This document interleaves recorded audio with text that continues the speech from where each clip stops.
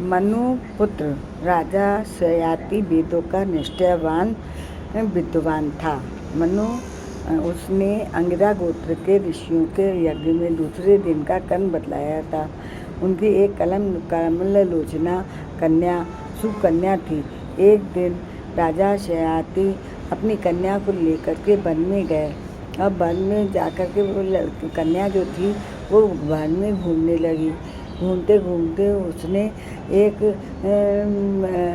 ऐसा वो देखा, वहाँ पे दो जुगनू उसे दिखाई दिए, परंतु उन जुगनुओं में उन्हें कांटे भोंक दिए और उसमें से खून निकलने लगा। वो चमन ऋषि थे। उन्होंने इतनी तपस्या करी थी कि जिससे उनका शरीर को दीमक ने चाट लिया था और उनके खाली आँखें में जुगनू की तरह आंखें दिख रही थी। तो उनके जो ययाति के जितने भी लोग आए थे उनके साथ में, उनके मलमूत्र सब रुक गए। अब उनको चिंता होने लगी कि किसी ने चमन ऋषि का अपराध किया है। तब उन्होंने पूछा कि भैया किसने अपराध किया है जिससे ये दशा हो गई हमारी, परंतु कोई तो बोला नहीं है कि किसी ने कुछ करा ही नहीं था।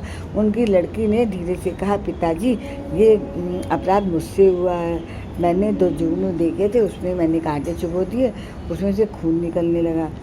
अब जब खून निकलने लगा तब उनको लगा, तो चमन ऋषि जब देखा उन्होंने चमन ऋषि को, तो चमन ऋषि ने कहा कि तुम अपनी कन्या को, कमल लोचनी कन्या को मेरे को सौंप दो। ये मेरे को पति के रूप में प्राप्त करके ये मेरी सेवा करेगी, तभी आपका उद्धार हो पाएगा।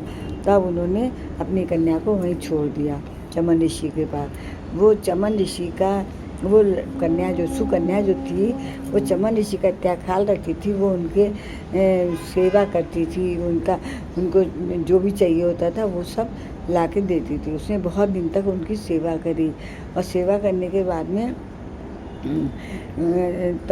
चमन ऋषि को पता लगा, वो बहुत दुबले पतले हो गए तपस्या करने से, उनके शरीर में नसें ऐसी दिखने लगी। तब उन्होंने अश्विनी कुमार आए, अश्विनी कुमारों से उन्होंने कहा कि तुम हमें ऐसा यौवन दो जैसी आजकल की लड़कियां जो चाहती हैं कि उनका पति ऐसा हो। तो अश्विनी कुमार ने कहा ठीक है। उन्होंने दोनों जा कर के उनको लेकर के जो कुंड था, कुंड में जाके नहला दिया। उसमें से 3 पुरुष निकल के आए। अब जब 3 पुरुष एक ही तरह से निकल के आए, तब अब ये कन्या बहुत विचलित हो गई। इसने देखा कि एक ही शक्ल के 3 लोग हैं। तब उसने उनसे कहा कि अश्विनी कुमार से कहा, आप मेरी सहायता करो, मेरे पति कौन से हैं।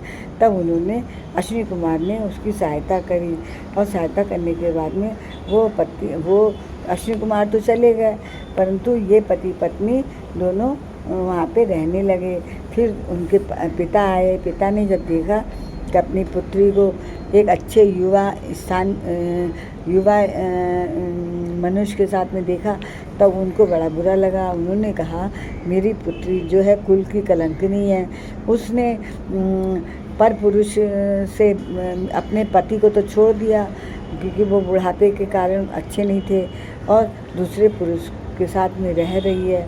तब उनको बहुत बुरा लगा। उन्होंने कहा, तुमने तो दोनों कुल को कलंक कर दिया है। फिर लड़की ने कहा, पिताजी ये मेरे पति चमन ऋषि ही हैं। उनको अश्विनी कुमार ने यौवन दे दिया है, इसीलिए मैं उनके साथी हूँ।